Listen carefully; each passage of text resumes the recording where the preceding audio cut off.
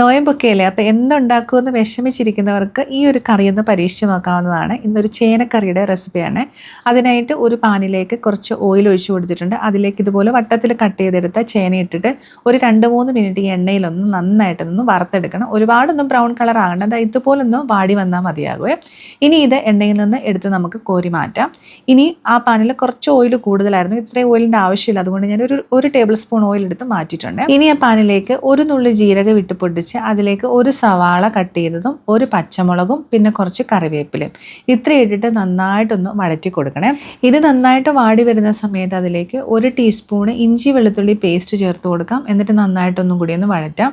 ഉള്ളി ഇത്രയും വഴണ്ടാൽ മതിയാകും. ഈ സമയത്തിലേക്ക് 1/2 ടീസ്പൂൺ മഞ്ഞൾപ്പൊടിയും 1/2 ടീസ്പൂൺ മുളക് പൊടിയും 1 ടീസ്പൂണ് മല്ലിപ്പൊടിയും 1 ടീസ്പൂൺ ചിക്കൻ മസാല പൗഡറും കൂടി ചേർത്തിട്ട് നന്നായിട്ടൊന്ന് മിക്സ് ചെയ്ത് കൊടുക്കാമേ.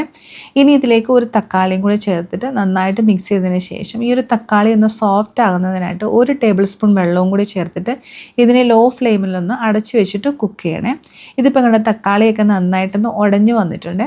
ഈ സമയത്തിലേക്ക് 1 ടേബിൾ സ്പൂൺ തൈരും കൂടി ചേർത്ത് കൊടുക്കാം. തൈര് ഒട്ടും പുളിയില്ലാത്ത തൈരാണ് യൂസ് ചെയ്യേണ്ടത്.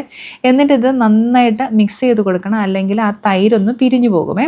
മിക്സ് ചെയ്ത് കഴിഞ്ഞ് ഇതിന് മുകളിലായിട്ട് എണ്ണ ഇതുപോലെ തെളിഞ്ഞു വരുന്ന സമയത്ത് നമ്മൾ നേരത്തെ ഫ്രൈ ചെയ്ത് വെച്ച ആ ഒരു ചേനയും കൂടി ഇട്ട് കൊടുക്കാം. ഇനി ആവശ്യത്തിന് ഉപ്പിട്ട് കൊടുക്കാം.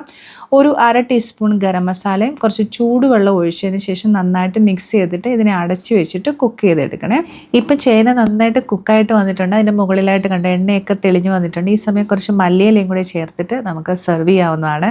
നല്ല ടേസ്റ്റി ആയിട്ടുള്ളൊരു കറിയാണ്. ചപ്പാത്തിക്കും ചോറിനും ഒരുപോലെ കഴിക്കാൻ പറ്റിയ നല്ല ടേസ്റ്റി ആയിട്ടുള്ള കറിയാണ്.